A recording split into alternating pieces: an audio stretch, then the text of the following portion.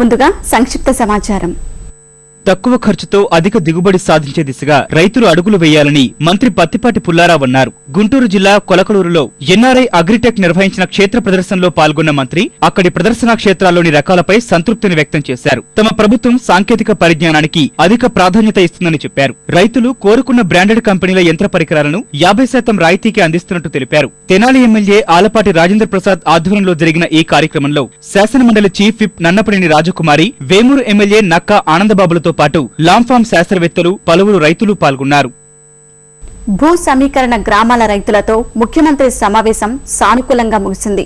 వివిధ పల్లెల నుంచి వచ్చిన అన్నదాతలు తమ అభిప్రాయాలను వెల్లడించారు. భూములు కోల్పోతే ఉపాధి, జీవనోపాధి ఎలా చూపుతారనే సందేహాలను వ్యక్తం చేశారు. పొలాలను వదులుకునే వారికి మెరుగైన పరిహారం అందజేయాలని విజ్ఞప్తి చేశారు. అలాగే భూ అభివృద్ధి వాటాలో ఎకరాకు 1200 గజాలకు అదనంగా మరో 300 గజాల వాణిజ్య స్థలాన్ని ఇప్పించాలని సీఎంను కోరారు. అటు రైతుల విజ్ఞప్తులపై స్పందించిన చంద్రబాబు అందరికీ న్యాయం చేస్తామని హామీ ఇచ్చారు. నూతన రాజధాని నిర్మాణానికి అవసరమైన భూ సమీకరణపై రైతుల మనోభావాలు, సూచనలు తెలుసుకునేందుకు ముఖ్యమంత్రితో ఏర్పాటు చేసిన సంప్రదింపుల కార్యక్రమం ఆశాజనకంగా సాగింది. రాజధానికి భూములిచ్చేందుకు తాము సిద్దమన్న రైతాంగం తమ డిమాండ్లను సీఎం ముందు ఉంచారు. ఉపాధి, పరిహారం, రైతులు, రైతు కూలీల సమస్యలు, అసైన్డ్ భూములు, దేవాలయ మాన్యం పొలాలపై తమ అనుమానాలను వెలిబుచ్చారు. మా పొలం నది తీర గ్రామాలు అమ్మటుంది. సంవత్సరం పొడుగునా పంటలు పండుతాయి, 3 పంటలు పండుతాయి. అందుకని మా కౌలు ఎక్స్ట్రా దాన్ని ఆలోచించి చేస్తా అన్నారు. అంటే దళితులు కొంతమంది వాళ్ళకి అసైన్ ల్యాండ్ చేసుకుంటున్నారు. అసైన్ ల్యాండ్కి 750 గజాలు ఇస్తా అన్నారు. రైతులకు 1000 ఇస్తున్నారు, వాళ్ళు 750 ఇస్తున్నారు. వాళ్ళు మాకు అట్లా కాదు, మాకు కూడా 1000 కావాలన్నారు. దాన్ని కూడా ఆలోచిద్దామన్నారు. ఏమండి మేము ఎన్నాళ్ళు బట్టి నైవేద్యం పెడుతున్నాం గుళ్ళులో, మాకు కొంత భూమి ఉందండి, దానికి కూడా మాకు రైతులతో పాటు ఇవ్వమన్నారు. అర్చకులు ఒక 25 మంది వాళ్ళకి ఇస్తున్నారు. మాకు ఇల్లు ఇవ్వండి అన్నారు, వాళ్ళకి ఇల్లు ఇస్తామన్నారు అర్చకులకు కూడా. మా సందేహాలన్నీ వారికి గెలిపించి మీరు ఎకరం తీసుకుంటున్నారు, ఎన్ని గజాలు ఇస్తారు, ఎక్కడిస్తారు, మా పిల్లలకి మైనారిటీ వర్గాలకి ఎలా సాయం చేస్తారు, చదువుకున్న వాళ్ళకి ఉపాధి ఎలా కలుగజేస్తారు అని మా ఇబ్బందులన్నీ వారికి తెలియజేయడం జరిగింది. ఇల్లు లేని వారికి గృహాలు నిర్మిస్తామని, చదువుకున్న వారికి సానుకూలంగా ఏదో చేస్తామని కొంతవరకు మాకు సరైన హామీలు ఇచ్చి మా సందేహాలన్నీ నివృత్తి చేశారు. మేము అనుకున్న దానికంటే ఎక్కువగా మమ్మల్ని సంతృప్తిపరిచాడు. మా గ్రామం తరఫున అందరం కూడా చాలా హ్యాపీగా రాజధాని భూములు ఇవ్వడానికి అందరూ ఒప్పుకున్నామండి.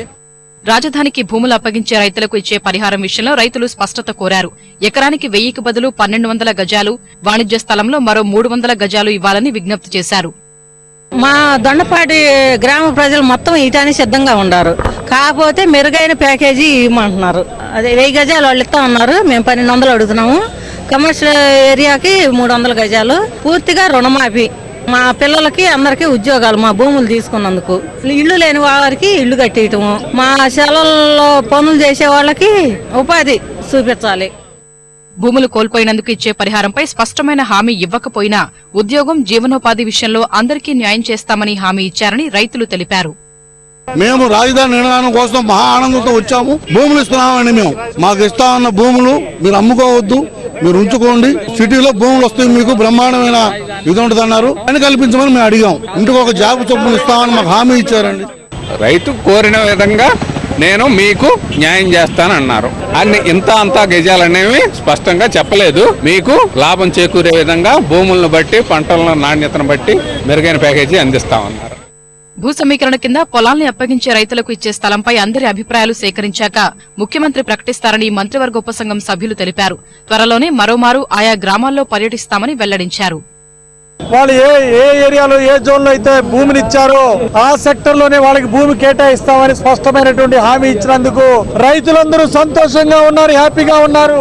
అలాగే రైతు కూలీల యొక్క సమస్యలు కూడా ఇందులో ప్రస్తావనకు వచ్చింది. రైతు కూలీలకు కూడా 100% న్యాయం చేస్తామని ముఖ్యమంత్రి గారు స్పష్టమైన హామీ ఇచ్చారు. చాలా సంతోషం. ఉండవల్లి పట్టణం దగ్గరలో ఉంది విజయవాడకి. వారు మాకు ఈ విధంగా భూముల ధరలు ఉన్నాయనేటువంటిది ఒకటి, అన్నిటినీ కూడా వారు సావధానంగా నేను చేస్తానని కూడా వారికి హామీ కూడా ఇవ్వటం జరిగింది. గజాలు ఎంత అనేటువంటిది అందరి అభిప్రాయాలు తీసుకున్నారు కాబట్టి రైతుకు అనుకూలంగా సానుకూలంగా నిర్ణయం తీసుకుంటానని మాత్రం ఆ ఒక్కటి చెప్పారు. స్కూల్ ఎడ్యుకేషన్ చదువుకునేంత వరకు ఫ్రీ. ఇల్లు పూర్తిగా ఈ గవర్నమెంట్ ఏదైతే కడుతున్నట్టు కాకుండా ఒక స్పెషల్ హౌసెస్ కడతా ఉన్నారు. పరిహారం కూడా 25,000 కాదు 30 నుంచి 40,000 చేయమని అడిగారు. అదే విధంగా అదే పూల తోటలు పండ్ల తోటలు వేసుకున్నటువంటి వారు, నిమ్మ తోటలు వేసుకున్నటువంటి వారు 50 నుంచి 70,000 కోరడం కూడా జరిగింది. అది కూడా నేను వీలైన వరకు పెంచుతానని కూడా చెప్పాను.